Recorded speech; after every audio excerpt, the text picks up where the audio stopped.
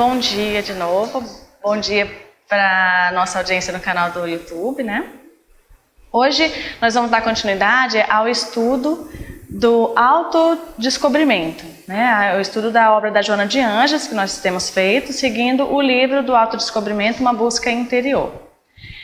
Nós vimos nos capítulos anteriores a nossa relação com o mundo físico e como o nosso espírito influencia, interfere e é ele quem comanda todas as nossas ações no corpo, né?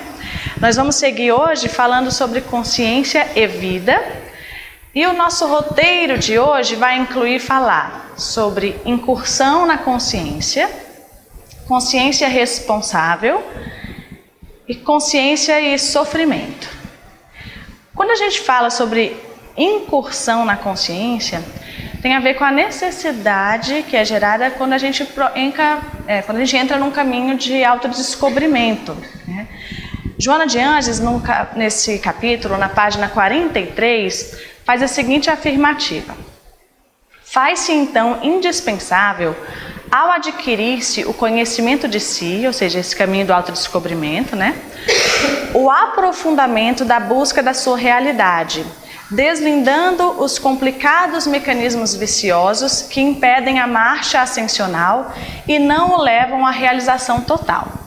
Vamos refletir um pouquinho sobre essa afirmativa e eu quero que vocês vejam que ao longo dessa apresentação nós vamos ter várias citações para a gente refletir sobre como ela coloca isso no capítulo, tudo bem? Então, muito bem, se a gente for pensar que ao adquirir o conhecimento de si é o caminho do autodescobrimento. Bom dia. Márcia, posso te pedir um apontador? Eu esqueci, se eu tiver chance. O aprofundamento da busca da sua realidade. O que ela quer dizer com isso? Qual é a nossa realidade? É a realidade do ser espiritual. Nós, como seres reais, né? Como seres imortais. Se a gente for pensar a seguir, quando ela coloca deslindando, ou seja, explicitando os complicados mecanismos viciosos que impedem a marcha ascensional. Sobre os mecanismos viciosos, eles são os nossos impulsos orgânicos, aqueles que nos levam para a necessidade fisiológica, para a satisfação imediata, né? Para o prazer imediato. A marcha evolutiva, né, muitas vezes encontra impedimentos quando a gente engaja nesses mecanismos viciosos. Vamos pensar a seguir, quando ela fala assim, e não o levam à realização total. E Joana de Ângeles enfatiza que a realização total ela só é alcançada quando a gente chega na nossa meta essencial da reencarnação, que é a libertação das nossas paixões primitivas. Então percebam que a gente está sempre no caminho da libertação do instintivo, do emocional, para sublimar para um mergulho na nossa razão real da existência aqui na Terra, né? Ela chama isso também de processo de interiorização. Mas como esse processo é difícil, né? Porque a gente está, como encarnados, a gente está mergulhado em estímulos desse mundo exterior que o tempo inteiro nos dificultam e nos desviam a atenção. A gente até falou alguns encontros sobre o ter e sobre o ser, né? Então a busca pelo ter, pela posse e pelos estímulos que são tão instigantes no mundo externo, a gente acaba se perdendo nesses estímulos e não vê a real importância desse caminho do autodescobrimento. Só que a gente não consegue sustentar isso por muito tempo. Eu, pensando sobre essa questão da interiorização, eu lembrei de uma cliente no consultório. Essa é uma história interessante de como ela teve que mergulhar nesse processo de interiorização. Uma cliente que chegou há muitos anos, ela chegou para mim com uma queixa no ambiente de trabalho. A questão dela era o estresse. Ela já tinha sido afastada algumas vezes do trabalho por uma síndrome que os psiquiatras nomearam para ela como burnout, né, que é aquele acúmulo do estresse no trabalho. Bom dia. E ao longo do tempo nós fomos observando como ela foi falando sobre esse ambiente do trabalho. Era um ambiente do trabalho bastante estressante E só que, ao mesmo tempo que ela falava do ambiente do trabalho, ela falava bem rapidamente sobre as questões amorosas. E aí, quando eu fui pensar sobre quais eram os eventos agudos, quais foram os períodos mais agudos no trabalho, comecei a ver que tinha uma questão de rompimentos amorosos naquela fase. Então, aí parecia uma leitura natural para mim, né? Puxa, ela se rompeu amorosamente e aí acabou mergulhando no trabalho, se sobrecarregando e assim, portanto, aí o estresse, né? Mas ia muito além disso, porque depois do estresse do trabalho, as demandas pareciam ser flutuantes, elas começavam a mudar e aparecia assim, ela se estressava com alguma questão no ambiente de casa, uma doença de um familiar, um desentendimento da mãe com algum dos irmãos. E assim ela ia pulando de demanda a demanda, se estressando longamente por esses eventos. E a gente via que a questão amorosa sempre ficava ali subjacente. Ela não evidenciava, mas sempre estava presente com episódios de frustração. Até que chegou um ponto em que ela se deu conta, ela falou, peraí, eu estou cuidando de todo mundo. Ela se importava, se estressava com isso, inclusive. Assim, às vezes fazia tarefas como cuidar de alguém que tinha uma rede de apoio, alguém que a família poderia apoiar, e ela se envolvia intensamente numa espécie de fuga das próprias necessidades. Ela estava intensamente frustrada com a vida amorosa e não conseguia lidar com aquilo no momento. Eu pensei nisso porque Joana de Ângeles, quando coloca esse processo de interiorização e quando vê o real propósito, esse mergulho no si real, como ela chama, a gente consegue perceber que o que a gente tem, quando a gente olha com cuidado para dentro da gente consegue perceber o que a gente tem que fazer. E aí ela coloca algum questionamento, né? Quando a gente olha para dentro, a gente consegue se questionar e encontrar respostas sobre o que fazer. Quando eu devo fazer isso? Como realizar? E aí foi quando essa cliente pôde olhar para a real necessidade dela e começar a se questionar. E isso impulsionou para a mudança. Enquanto ela estava fugindo, inclusive presa nesses estímulos do mundo externo, ela não ia conseguir fazer essa reflexão. Vamos pensar que adquirir esse processo de interiorização, adquirir essa consciência plena é um processo muito difícil, é doloroso, né? Joana de Ângeles, na página 44, coloca a seguinte frase: adquirir a consciência plena da finalidade da existência na Terra constitui a meta máxima da luta inteligente do ser. A nossa tendência é a lei do menor esforço, né? Estarmos inseridos na nossa vida, no nosso contexto, a gente leva a vida automaticamente e a gente se desliga da real finalidade da nossa existência aqui. A gente, quando fala de luta inteligente do ser, logo vem, né, o quanto o nosso conhecimento intelectual, a gente é impulsionado para ele o tempo inteiro, né? Outro dia, conversando com alguns amigos, a gente estava falando sobre como teve uma diferença no desempenho das pessoas para passar, por exemplo, no vestibular. Né? Puxa, eu fiz vestibular em 98. As pessoas que passam hoje, a nota de corte parece altíssima, né, para entrar numa faculdade, especialmente faculdade pública, né? Veja bem, concurso, pessoas que estudam há anos para passar numa determinada prova, às vezes, para de estudar um pouquinho, parece que já ficou para trás.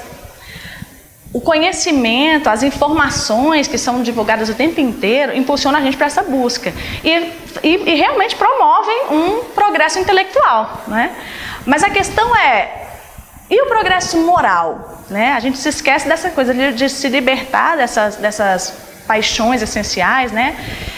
A gente se esquece disso se a gente está mergulhado só num processo intelectual. Eu separei aqui um texto do SOS Família que diz um pouco sobre isso. Vejam bem, é uma resposta que Joana de Ângeles dá para uma pergunta sobre o valor da evolução da gente. Ela fala assim: mas ainda não tivemos a coragem de atingir o ego, de criar uma transformação real, profunda. Porque o progresso ético-moral é vertical, exige muito. Enquanto o progresso intelectual é horizontal, nós poderemos realizá-los através da absorção de experiências e conhecimentos, pela repetição, pelo exercício. Mas o progresso moral, através da reencarnação, em que corrigimos uma aresta, adquirimos uma experiência para corrigir uma outra faceta, em outro detalhe, caindo e levantando. Daí, a grande crise que nós registramos na sociedade, né? É a crise do homem perante si mesmo. Vejam só, se não há razão nisso, né? O progresso intelectual é horizontal. Ao longo do tempo, parece natural adquirir o conhecimento. Hoje, quando a gente olha para trás, vê a história da humanidade, como a gente avançou nisso. Mas, enquanto o progresso moral, que exige essa verticalidade, ou seja, essa ascensão, pode se tornar muito mais lento, né? Então, não podemos confundir a velocidade do nosso progresso intelectual com o progresso moral. E a crise, então, se dá quando o homem está perante de si mesmo. Como é importante a gente pensar que o desenvolvimento dessa consciência plena se dá quando a gente está diante de nós mesmos, que a gente tem que encarar quem a gente realmente é. E aí, Joana de Ângeles cita Mateus capítulo 6, vejam essa fala. A candeia do corpo são os olhos, de sorte que se os teus olhos forem bons, todo o teu corpo terá luz. Se, porém, os teus olhos forem maus, o teu corpo será tenebroso. Se, portanto, a luz que em ti há são trevas, quão grandes são tais trevas? Vamos refletir um pouco sobre isso. Aqui esses olhos são os olhos espirituais, né? Então, quando a gente mergulha na nossa intimidade, a gente encontra luz ou a gente encontra treva, né? Fica a reflexão, porque nossa Joana de Ângeles coloca no seguinte, que quando a gente entra nesse processo de autodescobrimento, o objetivo é mergulhar na nossa individualidade, lançar luz sobre essa sombra das nossas experiências passadas, que podem ser dessa vida ou de outras, perceber que marcas essas experiências, que podem ser negativas, deixam sobre a gente, sobre o nosso psiquismo, e ainda, como essas marcas refletem no nosso comportamento no dia a dia. Então, é um mergulho profundo no nosso real propósito aqui, né? Ela ainda acrescenta que, quando a gente pensa nisso, pensa logo terapia, né? Eu penso, falei, mostra, preciso me olhar mais, né? Só que a terapia, vocês concordam que essa terapia não pode ser uma terapia superficial, né? E olha, e no consultório eu vejo como a gente é mestre em escamotear, em se esconder, né? Em driblar as pessoas. Às vezes, mesmo se propondo a um processo terapêutico, você dá um jeitinho de driblar. Não que o psicólogo não veja, né? Mas a gente procura subterfúgios, a gente tenta driblar, porque é muito duro olhar para o ponto mais negativo da gente. Então ela considera que o ideal é aquela terapia de cunho profundo, em que vai estimular realmente o indivíduo a liberar aquelas marcas que estão no nosso psiquismo. E isso, claro, gente, dá trabalho, né? Mergulhar nessa profundidade não é fácil para todo mundo. E quando a gente fala nesse processo de mergulhar, parece assim, ok, então vou ter um tempo para mim, né? Vou fazer retiros longos, vou me isolar, acho que vou fazer pronto, vou viajar, vou fazer ou um mochilão na Europa, como brinco, né? Ou vou fazer o caminho de Compostela, que é muito reflexivo, né? Mas será que o isolamento de longo prazo realmente vai fazer a gente, vai ajudar ou vai permitir que a gente se conheça mais, né? A gente se conhece na convivência com o outro, né? Socialmente é que a gente lida com as nossas mazelas, né? Que a gente se ofende, que a gente fica com raiva. Então, se isolar não é o propósito quando Joana de Ângeles fala. Inclusive, ela usa assim, que o cuidado para mergulhar nisso sem se isolar socialmente nem alienar-se, né? Então, esse é um cuidado. Vamos pensar que a consciência, esse mergulho na consciência também exige uma dose de responsabilidade, ou faz a gente pensar sobre isso, né?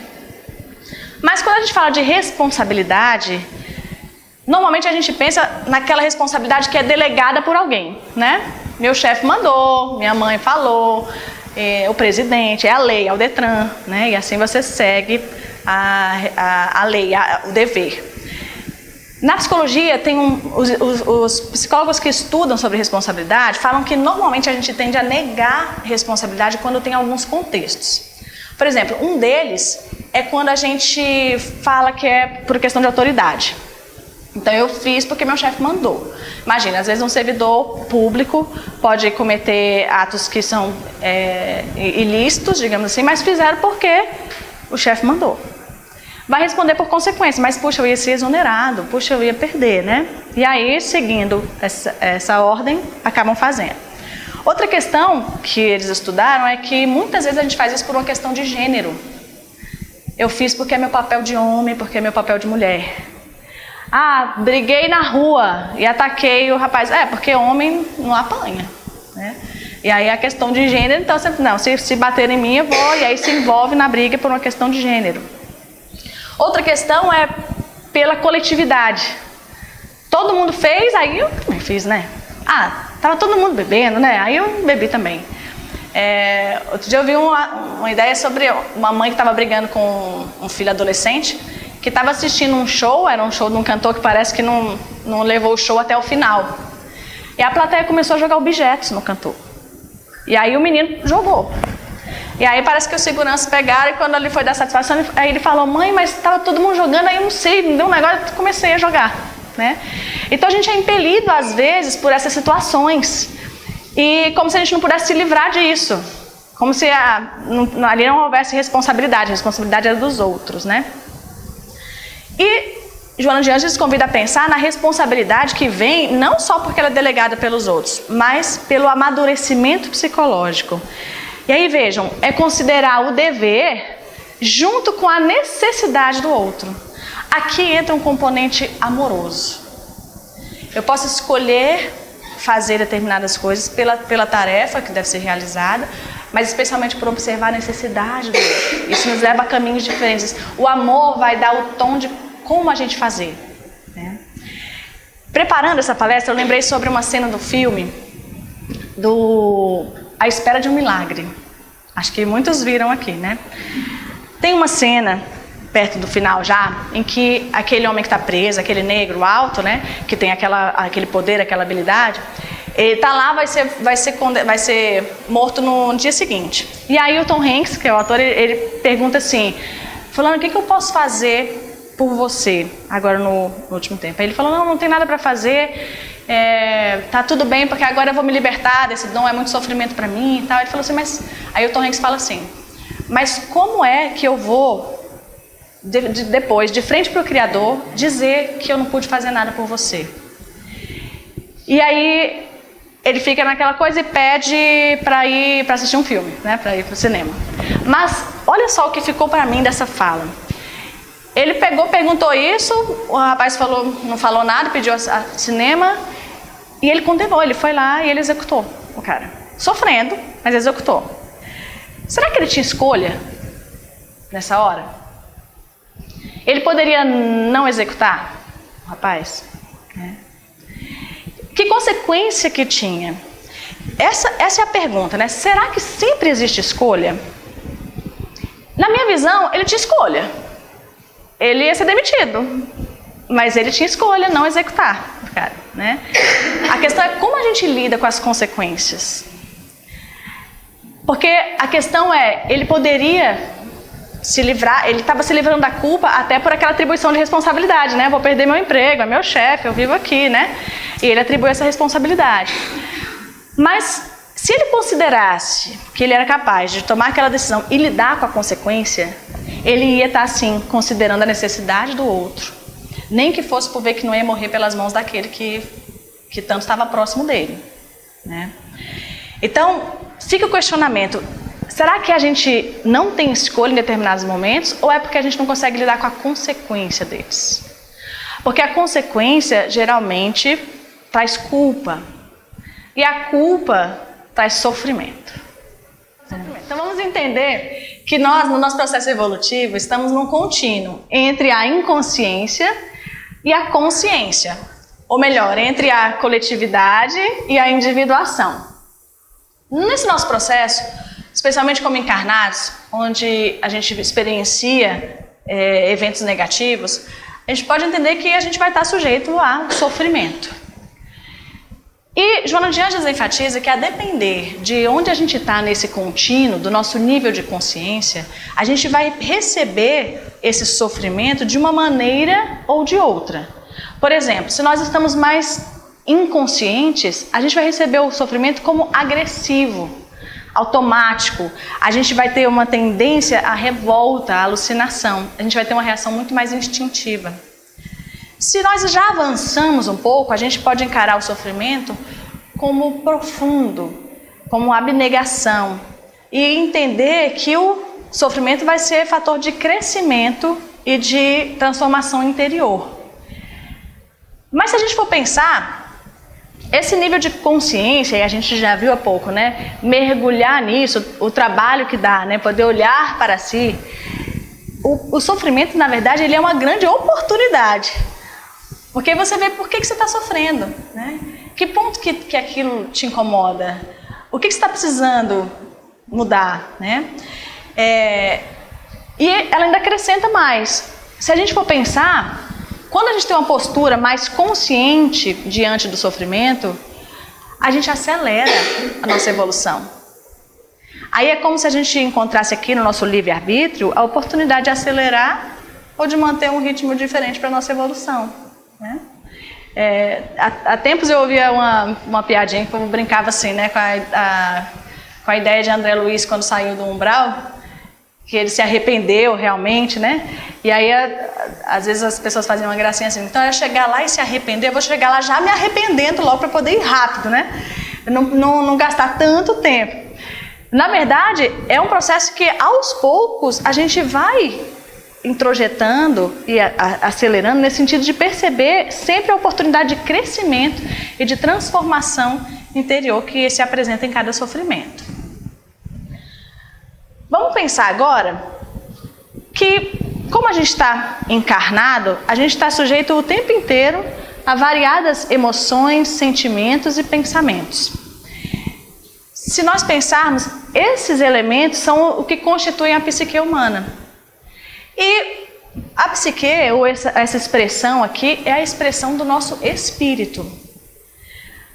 O tempo inteiro nós temos que lidar com as emoções porque os estímulos nos atingem e a gente reage. E aí lembrem da emoção aqui como aquela reação que está muito mais no corpo, sem uma leitura mais elaborada, né? Uma reação instintiva. O sentimento, que já é uma certa elaboração da emoção, também, na verdade, é reativo, né? E os pensamentos, a todo tempo a gente está tendo que interpretar esses estímulos que nos afetam, promover novos, né? A minha reflexão nesse slide é pensar que, será que a gente tem controle, sendo que a gente está mergulhado, encarnados, numa vida que vai passar inevitavelmente por alguma situação de sofrimento? A gente pode mudar isso? A gente consegue mudar as emoções, os sentimentos, os pensamentos diante do sofrimento? Uma reflexão que a gente já fez aqui há umas semanas, né? Mas vamos pensar, será que a gente é capaz de fazer isso? Isso é de dentro para fora ou isso é de fora para dentro? Olha a fala que eu separei aqui do livro Pensamento e Vida, de Emmanuel. Ele fala assim: respiramos no mundo das imagens que projetamos e recebemos. Por elas, estacionamos sob a fascinação dos elementos que provisoriamente nos escravizam e, através delas, incorporamos o influxo renovador dos poderes que nos induzem à purificação e ao progresso. Esse slide fala sobre essa troca incessante que existe entre a gente e o mundo, né? E dessa troca que existe não só com o mundo material, com os ambientes, mas com as pessoas. Em como essa troca a gente se influencia o tempo inteiro. O pensamento, ele plasma as ideias, né? Ele plasma as imagens. A gente tem que considerar a necessidade dessa vigilância constante para que a gente possa com o nosso pensamento, modificando o padrão do nosso pensamento, projetar coisas diferentes para o nosso corpo, para a nossa vida ao redor. E aí o adoecimento muitas vezes é reflexo de como a gente pensa. Como as doenças se agravam ou se estendem, tem a ver com a nossa postura diante delas. É uma reflexão interessante, né, da gente pensar com quem que a gente convive, com que ideia que a gente espalha ou plasma por aí. Né? A gente se deixa afetar pelos ambientes? Como é que a gente pode... será que se distanciar dos ambientes é o suficiente para mudar esse padrão das emoções? Às vezes a gente não consegue sair do ambiente, né? No ambiente de trabalho, você tem que ir lá todo dia. Mas fica a reflexão de como a gente pode se afetar. Né? E Joana de Ângeles, na página 55, ainda coloca: por isso, cada indivíduo é responsável pela aparelhagem orgânica de que se serve, pelo nosso corpo, tornando-se co-criador com Deus na elaboração dos equipamentos internos e externos para sua evolução através do veículo carnal. Gente, nós somos co-criadores com Deus nessa nossa aparelhagem orgânica carnal, né? A cada momento se está construindo, corrigindo ou destruindo o corpo de acordo com a direção aplicada à psique. Lembra da psique? Emoções, sentimentos, pensamentos.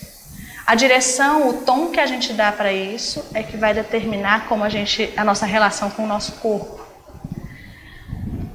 Mas olha, diante desses processos, a gente falou sobre responsabilidade, sobre sofrimento. Aqui sempre tem a questão amorosa que a gente deve considerar. E Joana de Ângeles fala bem isso. Ela diz assim: nesse complexo de acontecimentos, o amor é o antídoto eficaz para todo sofrimento, prevenindo, diminuindo e mudando-lhe a estrutura. Mas, será que é qualquer amor, né? Ela usa no livro, quem pôde ler o capítulo, ela usa a expressão assim: não é aquele amor do pescoço para baixo. É o amor do pescoço para cima. O do pescoço para baixo, é claro, é aquele amor fisiológico, egoísta, né? Que atormenta, que pode ser imprevisível. O amor da cabeça para cima é aquele que ruma para o altruísmo, que a gente faz fraternalmente, com elevados desejos, né? Esse amor é de que ela está falando, de como a gente pode usar como recurso. Pensa só, diante do sofrimento, amor. Amor por quem infligiu aquele sofrimento para a gente, de alguma maneira. Amor por observar que aquele adoecimento para a gente despertou a nossa atenção para coisas que a gente antes não dava mais valor. Né? Amor para quem está cuidando da gente, né? Está do lado. E na responsabilidade, como olhar para o irmão, que a gente sente uma obrigação, um dever diante dele, mas o dever não é só pela tarefa que a gente tem que realizar, pela nossa obrigação moral apenas, né? O que a nossa consciência dita, ela é ditada pelo amor. Por olhar para o outro, entender que a gente pode considerar as necessidades dele junto com a nossa tarefa. Fica aqui uma reflexão ainda sobre, no livro Fé, Paz e Amor, de Emmanuel, quando ele fala sobre o amor. Ele fala assim: amor, todos os sentimentos filosóficos estão sintetizados nessa afirmação de Jesus: amai-vos uns aos outros como vos amei. E aí, olha que diferença ele faz aqui do amor compreensão, que é o amor que não espera ser amado por todos os que ainda não podem compreender. Amor renúncia de modo a sermos colaboradores da felicidade alheia. Amor que abrace todas as faixas da natureza, estendendo a todos os seres da evolução, do verme aos astros, a fim de nos integrarmos na essência de Deus, o autor do universo. Eu acho que a palavra da vez é co-criadores, né? Que a gente consiga entender esse amor com essa sublimação, com esse altruísmo. Joana de Ângeles ainda coloca assim, que essa tarefa da conscientização e de ter essa mente lúcida, né, essa conscientização plena, Essa tarefa deverá começar na sublimação dos sentimentos, na qualidade superior das emoções, na evolução moral dos pensamentos, até tornar-se um condicionamento correto que exteriorize ações equilibradas em consonância com a ética do bem, do dever e do progresso.